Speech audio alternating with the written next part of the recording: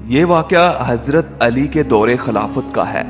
ایک دن مدینہ کے بازار میں ایک یہودی شخص اور حضرت علی کے درمیان ایک تنازع پیدا ہوا۔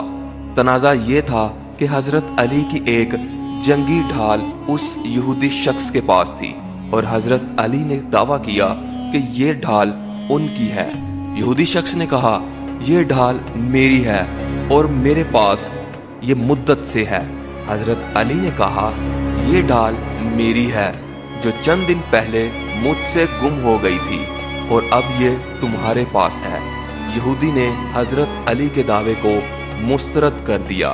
حضرت علی جو خلیفہ وقت تھے اس معاملے کو عدالت میں لے گئے۔ یہ معاملہ حضرت علی کے اپنے مقرر کردہ قاضی کے سامنے پیش کیا گیا۔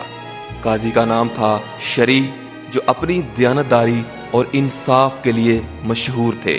حضرت علی نے قاضی کے سامنے اپنی بات رکھی، یہ ڈال میری ہے اور یہ میرے گھر سے غائب ہو گئی تھی۔ یہودی شخص نے اپنی بات دہرائی، یہ ڈال میری ہے اور مدت سے میرے پاس ہے۔ قاضی شریع نے حضرت علی سے کہا، امیر المومنین، آپ کے پاس کوئی گواہ یا ثبوت ہے جو یہ ثابت کرے یہ ڈھال آپ کی ہے؟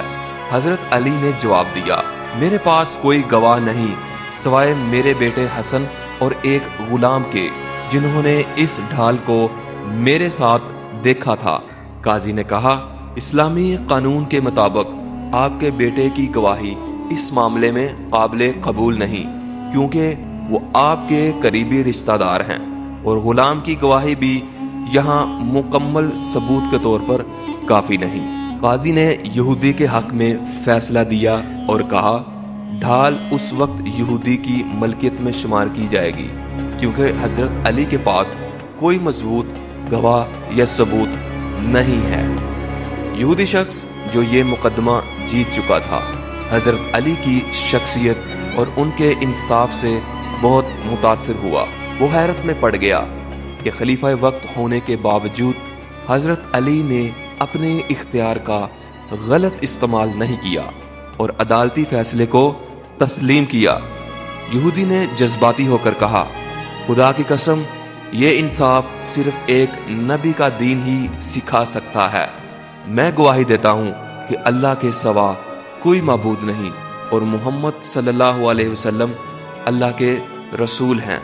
یہودی نے فوراً اسلام قبول کر لیا اور ڈھال واپس کرتے ہوئے کہا، یہ ڈھال واقعی آپ کی ہے اور میں نے جھوٹ بولا تھا۔ حضرت علی نے مسکرا کر کہا، اب جب کہ تم نے اسلام قبول کر لیا ہے، یہ ڈھال تمہاری ہے اور یہ تمہارے لیے تحفہ ہے۔